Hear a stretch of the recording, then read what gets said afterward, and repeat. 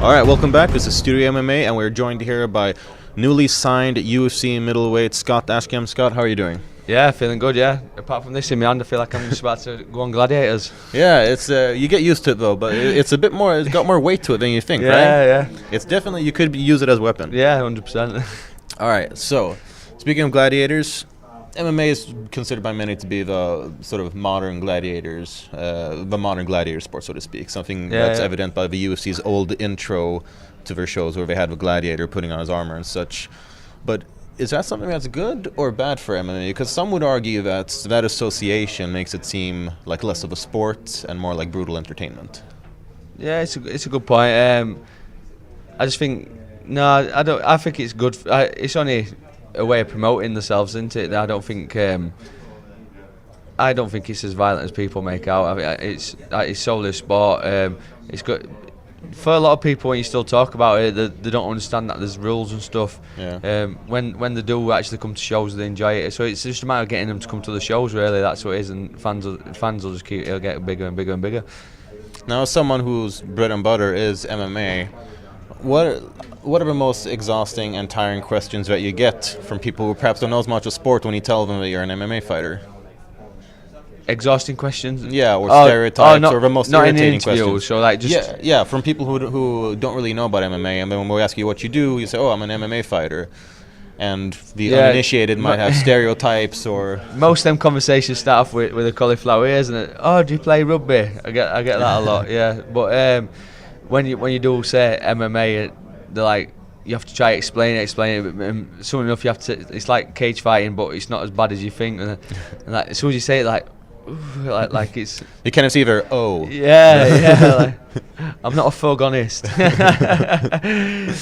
Well, what's it like making that switch? Because like obviously, like out of a cage, you're a nice, polite guy, but inside the cage, it's all business. How do you go about flipping that switch? Yeah, it's fairly easy. Like you say, I'm quite calm, collective, but I'll be like this all week. But when it comes switching on, I find it pretty easy. As soon as we start hitting them pads, warming up, we just warm up like we're doing gym, just same things really.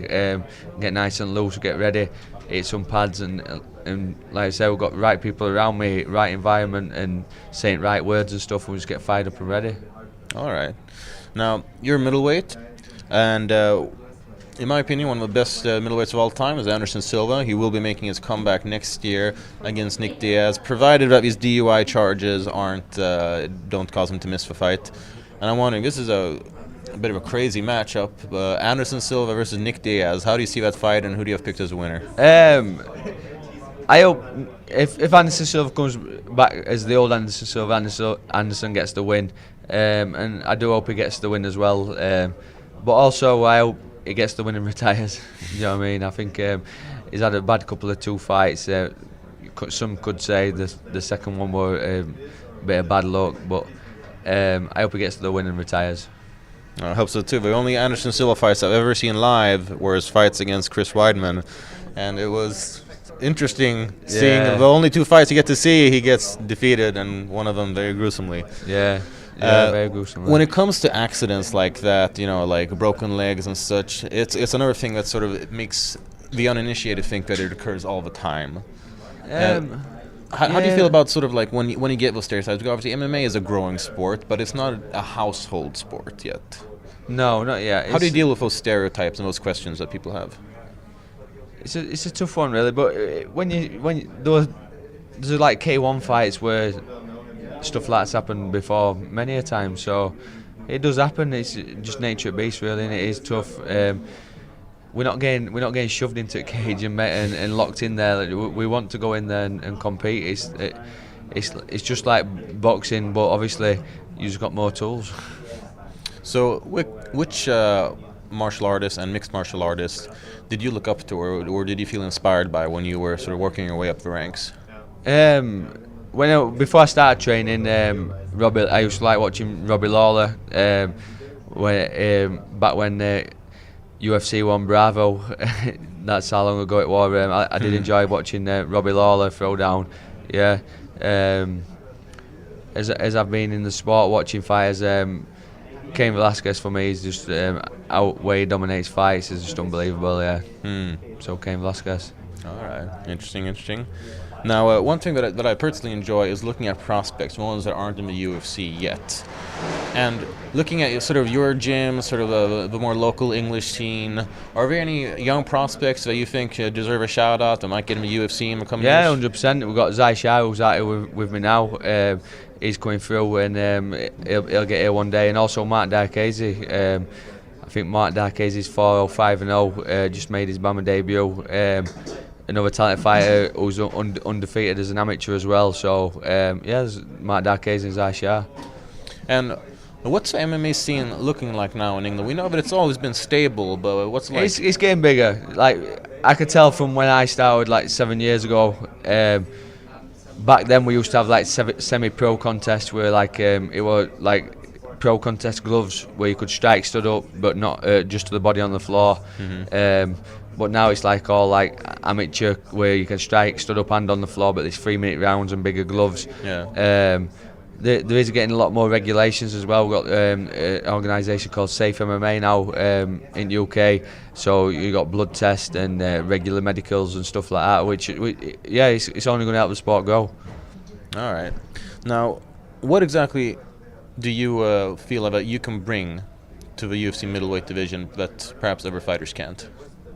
What? Say again, sorry. What can you bring to the UFC's middleweight division that you perhaps think other fighters can't?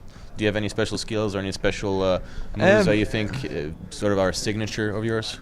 I think I'm a well-rounded fighter. I wouldn't say I've got any special skills, but I go in there to dominate fights, and you'll see that on Saturday. Very good. Yes, like we said, we have seen very dominating fights because you're undefeated, and that's also another point. Sometimes an aura can be built up around an undefeated fighter that it's almost like expectations are higher. Do you ever feel like that people they look at that zero in the loss column and just automatically they have different expectations? I do understand what you're saying, but my expectations of myself are high anyway. I plan on going far in the UFC. I plan on ending my career here. So yeah, I can feed off that anyway. And what's it like to finally make it to the premier organization? Because, like you said, you've been doing this for a long time, from back in the day when we didn't have ground and pound to the head. And now you've made it here. Yeah. Like I said, I'm not going to get overwhelmed by it all. This is just another stepping stone to where I wanted to be. Obviously, I did want to get to the UFC, but that would never end my journey. I want or get to UFC, then it doesn't matter what happens. It's about staying there. It's about getting them wins, and it's about building a career for my family and a retirement as well. So I'm looking forward to it. Yeah, well, I think we're all looking forward to seeing your future career in the UFC. Thank you very much for the time. Thank you very much. Cheers. StudioMMA, and you guys can keep looking forward to more interviews in the studio here the rest of the week.